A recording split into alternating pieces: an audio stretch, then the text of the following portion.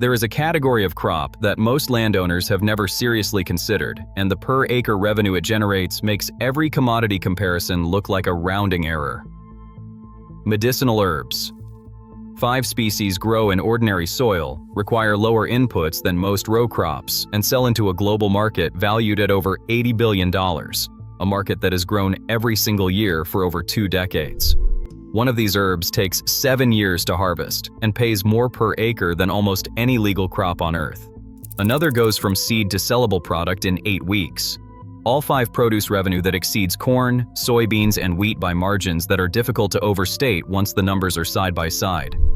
These are not niche curiosities. They are established crops with defined buyers, proven pricing, and demand that consistently outpaces domestic supply.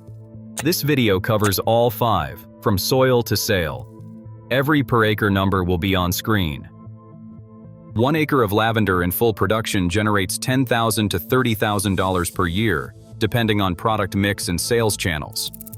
Compare that to the $900 the same acre would earn in corn. The math is not subtle. The profit is clear. Lavandula angustifolia, commonly known as English lavender, is the preferred variety for both medicinal and culinary use. Hardy across USDA zones 5 through 9, drought-tolerant, and genuinely productive in poor, rocky soil where most crops would fail outright. The revenue comes from multiple products harvested from the same planting.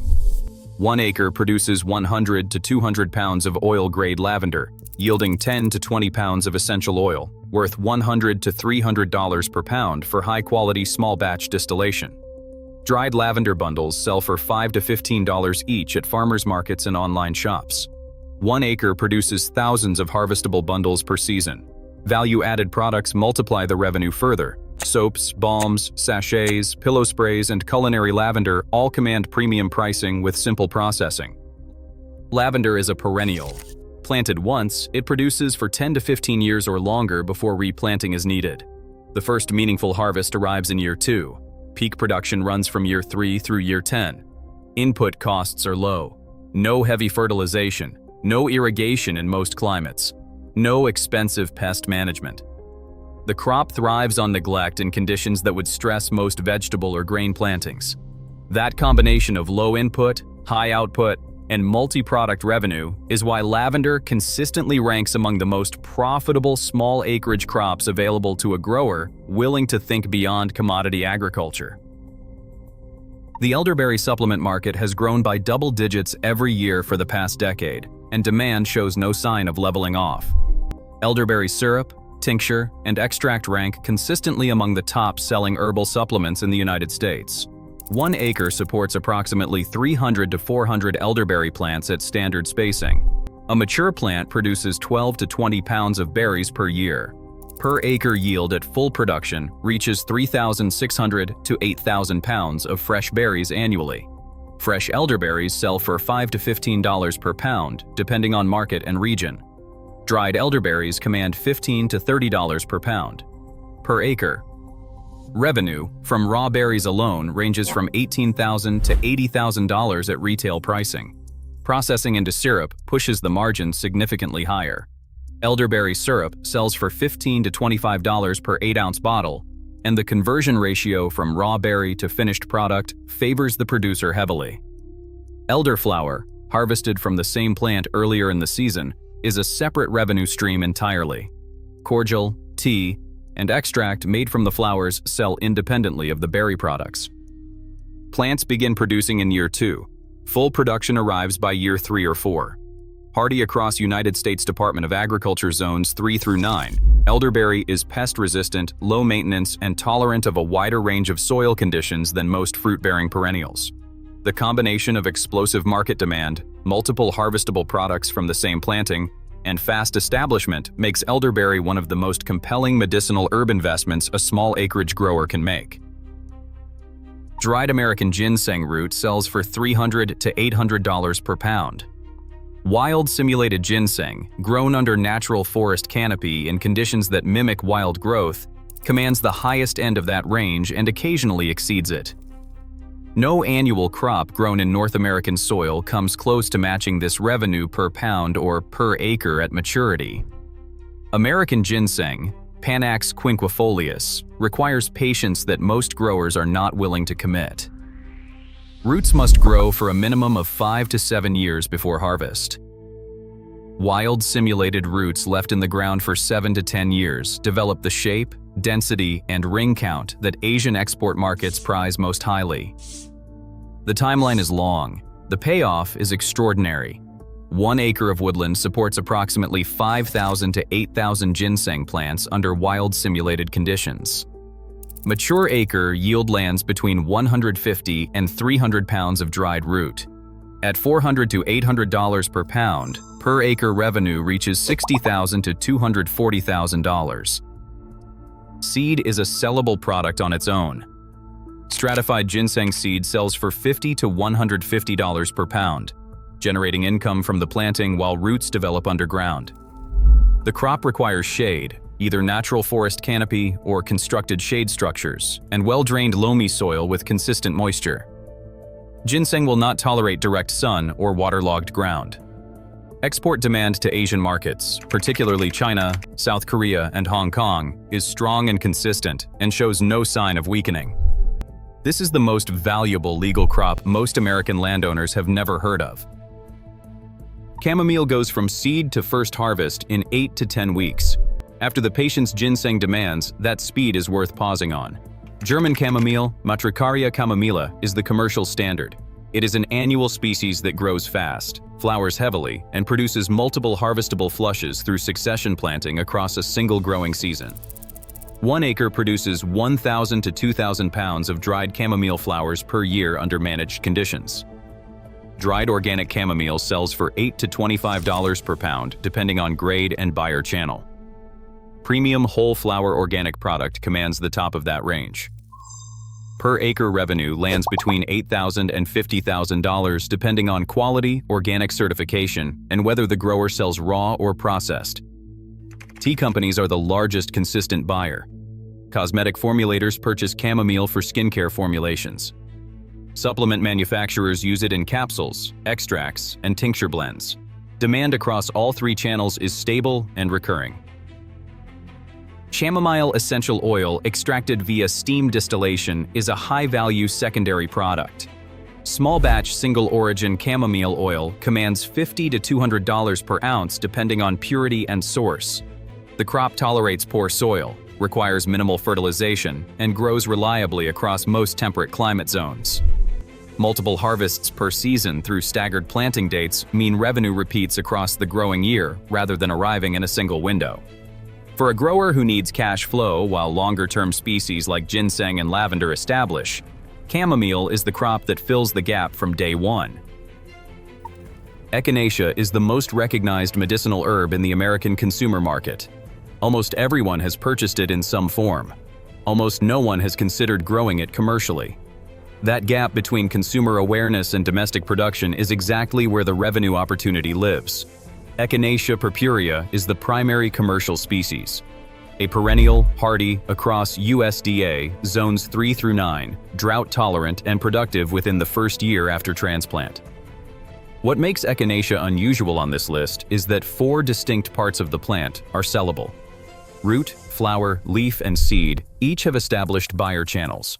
Dried Echinacea. Root sells for $12 to $30 per pound. Dried flower and leaf bring $8 to $15 per pound. 1 acre produces 1,500 to 3,000 pounds of dried root after 2 to 3 years of growth. Per acre revenue from root harvest alone reaches $18,000 to $90,000. Flowers harvested in year 1 generate immediate income while roots develop below the surface. That dual timeline revenue structure means the crop pays the grower during the establishment period, rather than demanding years of patience before the first dollar arrives. Supplement companies, tea blenders, and herbalists are consistent buyers with recurring demand. Tincture production adds another layer. Echinacea tincture sells for $10 to $20 per 1-ounce bottle, using simple alcohol extraction that requires no industrial equipment. The plant attracts pollinators heavily, doubling as a bee forage crop that benefits everything else growing nearby. Planted once, it is productive for 5 to 10 years or longer from a single establishment. The global herbal supplement market is valued at over $80 billion and has grown at 8 to 10% annually for more than 2 decades. That growth rate is not a temporary spike driven by a single trend. It reflects a structural shift in consumer spending toward botanical medicine, natural remedies, and plant-based health products. And that shift has accelerated consistently through every economic cycle in recent memory. The supply side of this market is where the opportunity becomes clear for small growers. Most medicinal herbs consumed in the United States are either wild harvested from declining natural populations or imported from overseas sources with inconsistent quality control and limited traceability. Domestic cultivated traceable supply is scarce, and buyers who need it pay a premium. Small batch, single origin, organically grown medicinal herbs command higher prices than industrial supply. That pricing dynamic is the structural opposite of commodity agriculture, where the largest producer with the lowest cost usually wins. In medicinal herbs, quality, provenance, and small scale are pricing advantages rather than limitations. Direct-to-consumer channels pay retail pricing with no middleman. Online stores, farmers markets, and herbalist networks connect growers directly with end buyers. Value-added processing through tinctures, teas, salves, and essential oils multiplies revenue per pound with minimal equipment investment. Supplement companies and tea blenders purchase in bulk at wholesale pricing that still exceeds commodity crop revenue per acre by large multiples. Medicinal herb pricing is not dictated by global futures markets or government subsidies. It is set by supply scarcity, quality differentiation, and buyer relationships that reward consistency and trust. The market favors exactly the kind of grower who is watching this video. Every herb on this list shares a few growing requirements and a few risks worth understanding before the first seed goes into the ground. Soil drainage is the single most important variable across all 5 species. Waterlogged conditions kill lavender, rot ginseng roots, and stunt the establishment of chamomile and echinacea. Well-drained soil or raised bed systems solve this in any region. Climate range is broad. All 5 herbs grow successfully in USDA zones 5 through 9 at minimum. Lavender, chamomile, and echinacea tolerate wider ranges. Ginseng demands shade and forest conditions that the other 4 do not require. Post-harvest processing is where value is either captured or destroyed. Proper drying is critical. Mold from inadequate airflow, potency loss from over-drying, and degradation from improper storage all reduce herb value significantly. A dedicated drying setup using racks or a commercial dehydrator costs $200 to $500 and pays for itself within the first harvest cycle. Organic certification increases revenue per pound by 30 to 100% across every herb on this list. Pursuing certification from year 1 is worth the administrative effort and modest cost. The risks are real. Ginseng theft is a documented and persistent problem. Concealment planting and property security matter.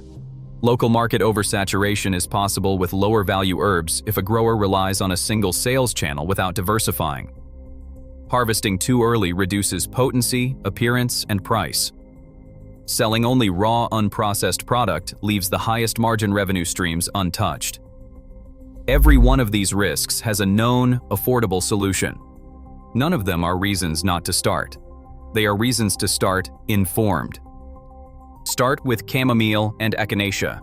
Both produce revenue in their first season, and they teach the fundamentals of medicinal herb cultivation, drying, processing, and buyer relationships without requiring years of patience before the first dollar comes back.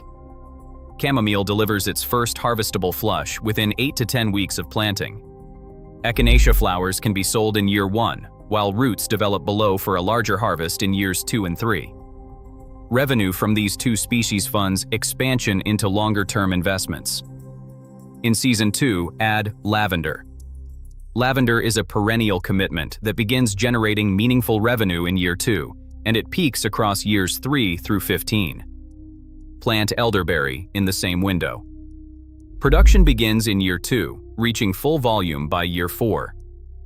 Both species compound alongside the annual chamomile income already flowing. If shade land is available, start ginseng under the forest canopy in year 1 or year 2. This is the long play. 5 to 10 years in the ground, with the highest per acre payoff on the list waiting at the end. Revenue from early herbs sustains the operation while the ginseng matures. An acre of corn earns $900. An acre of the right medicinal herb earns 10 to 100 times that figure. The acre is the same size. The soil is the same soil. The only variable that changes is what gets planted in it. Subscribe to this channel for more high-value, small acreage strategies. Drop a comment and tell us which of these 5 herbs you would plant first, and what growing zone you are in.